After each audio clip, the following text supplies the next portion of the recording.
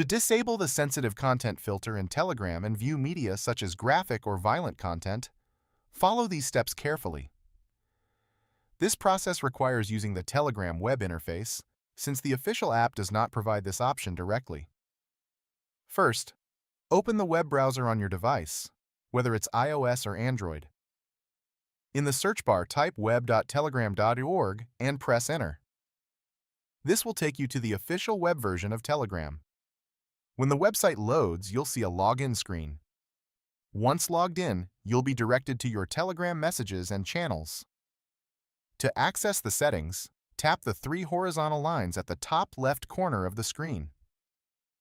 From the drop-down menu, select Settings.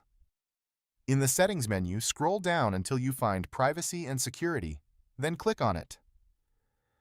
On the Privacy and Security page, scroll all the way to the bottom until you see the Sensitive Content section. Here, you'll find an option labeled Disable Filtering.